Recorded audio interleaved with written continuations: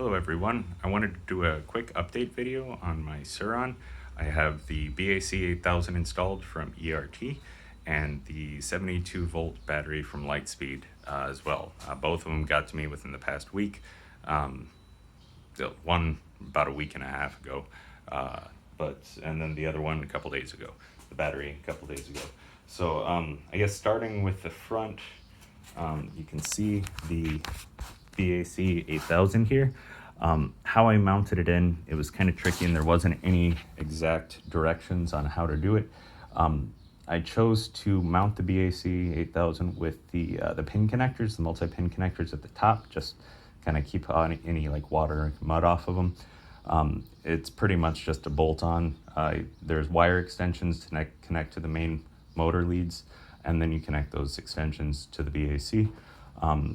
It's all factory plugins, everything matched up really well, everything functions normally. The way I mounted this in, so I had the top bracket up here, and that bolts to the tilt sensor, I believe, a tilt sensor bracket. And then down here, there's these rectangular plates, one screw in the bottom, and then two holes in the top. There's an additional plate down here, which you bolt on, and that allows you to set a screw through this rectangular plate into the bottom bracket. What I found is it's kind of tilted and there's no good holes to mount the two holes on this plate that are a little bit higher to it. So I just sunk a screw in just to kind of hold it. There's a triangular bracket that comes out here that this is mounted to. And I found without these brackets, it did kind of wiggle back and forth. I might have installed this completely wrong, but I'm not quite sure. It's just, there's no good instructions anywhere. So I used all the brackets, but the bottom of it had a tendency to wiggle a little. So I got these angle brackets, kind of bent them in, drilled an additional hole. And then there's this bolt is normally here. I got a little bit longer one, stuck it through the bracket, and it just holds it up snug to the bike. And then everything plugs in, comes up to here, goes to the NXT display, which just goes in with a GoPro handlebar mount. The thing functions amazingly. It does, it's very smooth on the throttle. I can go through some of the settings too here in a second. This is the 72 volt Litespeed battery. Bike still functions without this connector. I don't know exactly what it's for. Horn works, the headlights work, taillight works, just through the main power connectors. So I don't know what this is for, but I'll keep it on there for the factory battery. Let's see. So going onto the bike for the NXT display from ERT. Let's see, just takes a second to load up. So there's sport, and eco mode. You can change the different wattages for both of those. I guess first thing off, you choose your battery. You can do current limits, which give you limiters on the amount of power you can pull to the motor. With the 72 volt Litespeed battery, for whatever reason, I had to up the max regen current a little bit. It wasn't the same as with the 60 volt battery. It was a little bit less, so I increased the regen current just to give it a little bit slower down. Just to help slow it down a little bit so I don't have to use the brake as much. Back. And then bike stats just gives you the statistics of the bike, how fast it's going. Put 95 miles on it already with the battery and the ERT controller. Let's see, power tuning. The throttle, it has, let's see, so here's where you would change the different watts for the sport mode and eco mode. I'm actually going to change this back down to 750. So it's compliant with the class 2 sticker on there. And then OK and save. Exit. Motor options. So that's fuel weakening. You'll get a higher speed if you put it up. It goes up to 50% on mine. Then max motor current if you want to reduce the amount of amps that you're putting to the motor. It's kind of controlled by the controller, and I don't think I'd be able to put 550 amps into it if I wanted to, but let's go back. screen select. It has different gauges, day and night mode. I haven't messed around with it too much, but there's a lockout mode. I think it's discrete, where you have to put in a pin in order to change anything and see it, and just in case you're pulled over and you don't want any police messing with it or something like that. I don't know. Throttle brake. So you can map the throttle. You go full throttle and then let go, and then that maps the throttle properly. So when I first plugged it in, got everything going with the new battery, I could hear a tiny buzz coming out of the motor controller. After I remapped the throttle, I didn't get that anymore. Go back to start, input, wait, so yeah, we're in input settings. For regen brake, I like a 100% regen. Doesn't put a whole lot of power back into your battery, but a little bit goes a long way. And I also like how you can set the minimum regen speed. I had it set at 0, but I found if you were just trying to like push it, it would try to brake, and it was a little bit harder to push. So I just set it at 4 kilometers per hour, which is kind of it. There's no regen braking at a dead stop, basically. But it saves the back brakes and the front brakes too. Let's see, going from there. So regen, throttle. Wait, changed it. Throttle. Okay, that's where you tune the throttle. ERT support. So apparently there's 2 different Hall sensor maps for the motors, and ERT is programmed in both of them. This one I got in December 2019, so it has the map A on there. I'm not sure about map B, but apparently if it doesn't run when you get everything set up, try map B and it should work.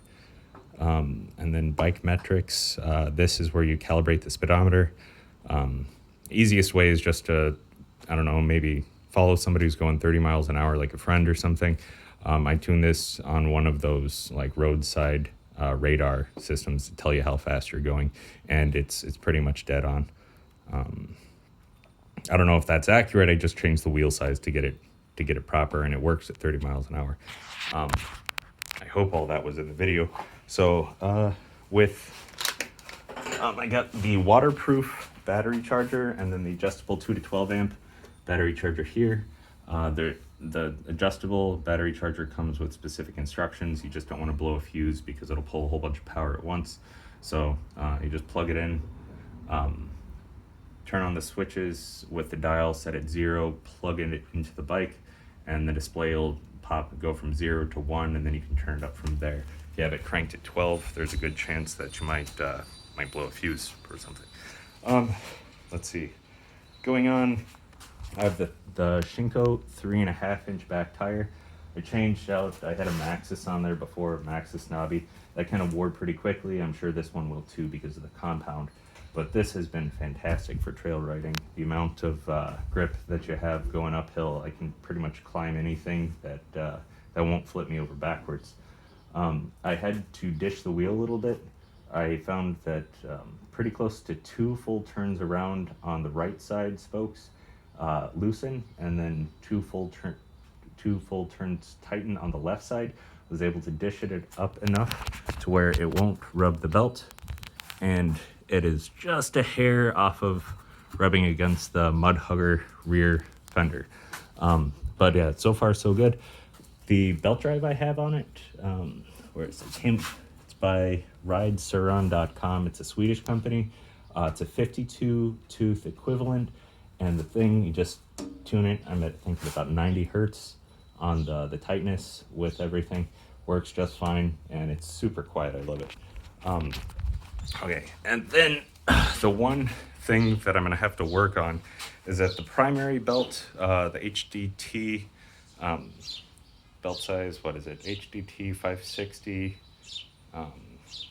8mm teeth. I need to find a different way to get it, because that belt I don't think will handle full throttle.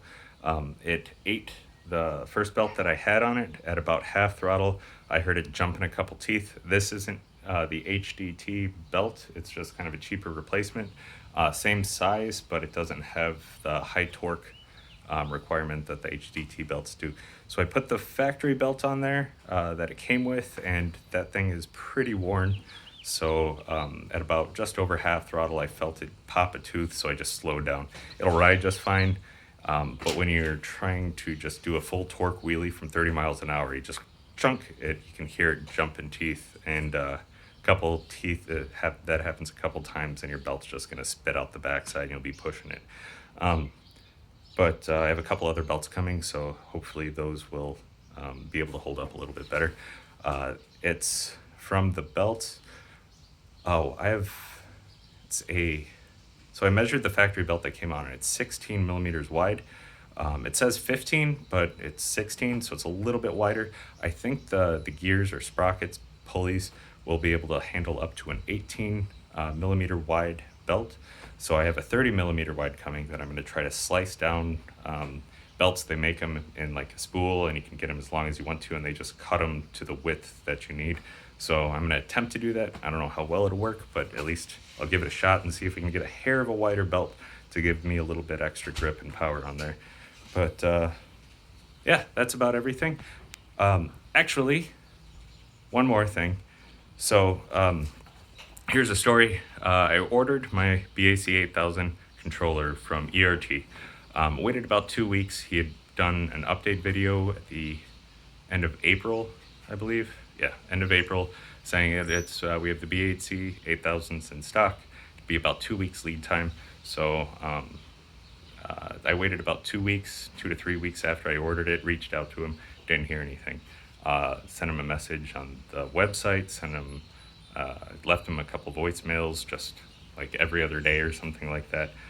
Shot him a couple text messages, and nothing. I got a little concerned, so I reached out to a few different companies, including ASI, and they said he's busy. He's got a lot of stuff on his plate, and I was like, just to text back, just to settle my anxiety a little bit. Anyway, so ended up being able to source a secondary BAC8000 controller, and I received that about a week after I ordered it, which is what I have installed on the bike. It works great. That's the one that I showed you guys. And then about a week later, I get a text. So this is about 6 weeks after I ordered it. I get a text message from ERT saying, hey, we're shipping your order today. And I'm like, oh, that's great. Okay, fantastic. So I have a secondary BAC controller from BAC8000 controller from ERT, which I'm going to be selling. I'll post an eBay link below in the description, but it comes with all the extra wires, the plugs, and the mounting brackets. It comes with the NXT display and the BAC8000 from ERT Technologies.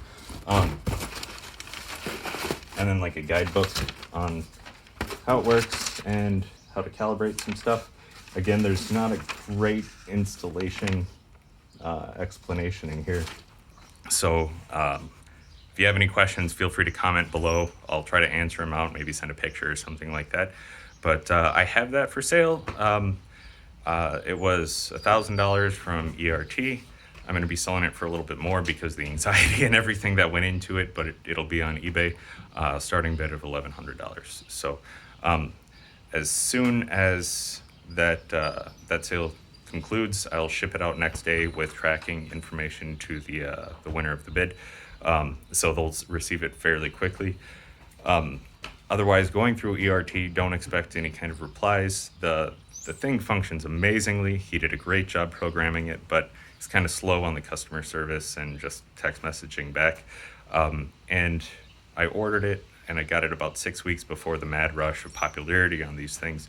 So I don't know, it might be 6 to 8 weeks. I think it says 2 on his website, but I mean, it said that a couple times, and it still took 6 weeks to get mine. So if you're a little bit impatient or want like a sure thing of being it shipped with tracking as soon as possible, feel free to place a bid on this one. Otherwise, yeah, I would imagine it'd be about 6 to 8 weeks before receiving the, just to guess, but it took me 6 weeks to get mine. So, but yeah, if you have any questions or comments, feel free to comment below. Check out the eBay link. I'll upload pictures and stuff as soon as I get this video up, as well as Yeah, I'll put the eBay listing live. I just figured people who see my channel get first dibs on it. They'll see it pop up first. So, but yeah, let me know. All right, cheers. Thank you. Bye.